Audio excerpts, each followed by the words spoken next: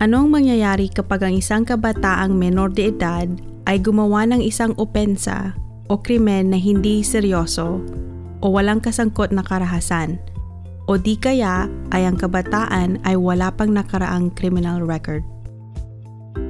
Sa halip na bigyan ang kabataan ng regular na parusa para sa nagawang krimen, maaaring bigyan ng parusa ang kabataan ng tinatawag na extrajudicial measures o parusang labas sa pangkaraniwan, o di kaya'y mas formal na parusang tinatawag na extrajudicial sanctions. Kung ang binigay na parusa sa kabataan ay extrajudicial measures, hindi ito hahantong sa anumang kaso sa korte.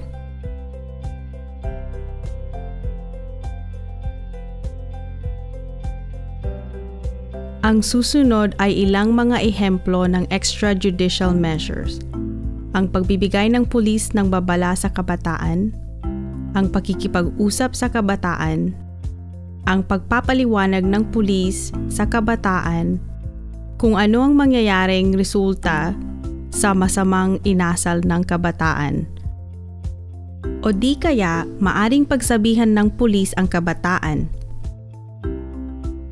Ito ay sa pamamagitan ng formal na kasulatan na ibibigay sa magulang o katiwala ng kabataan. Sa kasulatan, nakalagay ang krimeng nagawa ng kabataan at nakasaad na kailangang pumunta ng magulang sa himpilan ng pulis para kausapin ang isang senior officer. Sa katapusan, maaring isangguni ng pulis ang kabataan sa isang kapisanan o programa sa komunidad. Maaring sakop dito ang mga programang panlibang, pagbibigay-aral, mga sangay para sa kapakanan ng mga bata, kumite para sa katarungan ng kabataan, at kung saan angkop, mga sangay para sa kalusugan ng pangkaisipan.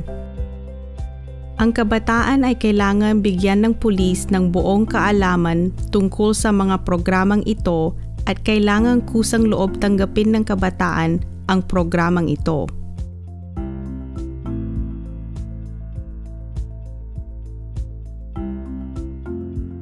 Kung ang mga opsyon ay hindi angkop o kaya'y hindi kusa sa loob ng kabataan ang pagtanggap sa huling opsyon, pwedeng kasuhan ng pulis ang kabataan o di kaya'y ilipat ang kabataan sa mas formal na landas ng extrajudicial sanctions.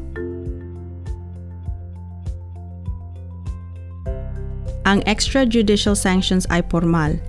Kinakailangang pumunta ng kabataan sa korte para humarap sa Crown Prosecutor at Judge o sa isang tinatawag na Justice of the Peace. Maaaring piliin ng prosecutor na pangaralan ang kabataan sa mismong korte o di kaya ay humiling na ipataw ang extrajudicial sanctions o ang tinatawag na diversion. Ang mga pangkaraniwang sakop ng extrajudicial sanctions ay tulad ng tinatawag na mandatory supervision ng magulang ng bata o katiwala para sa bata at kailangan ng bata ang sumunod sa mga nakapataw na kondisyon. Para mailagay ang kabataan sa landas ng extrajudicial sanctions, may mga ilang kondisyon na kailangang sundin ng kabataan.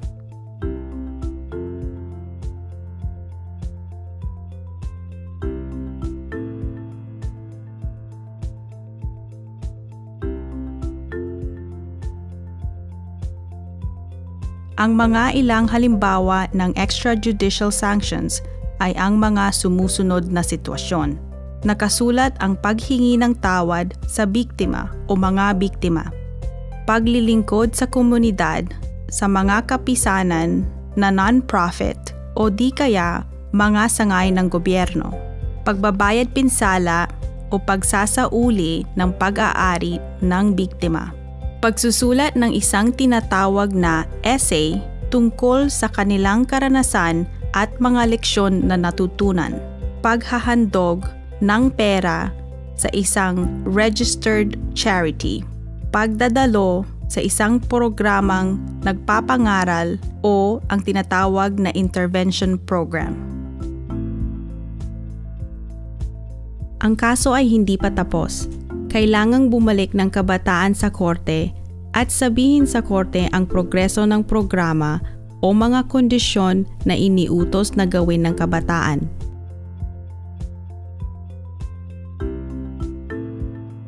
Pag natapos na, ang paratang ay mananatili at isasarado na ang kaso.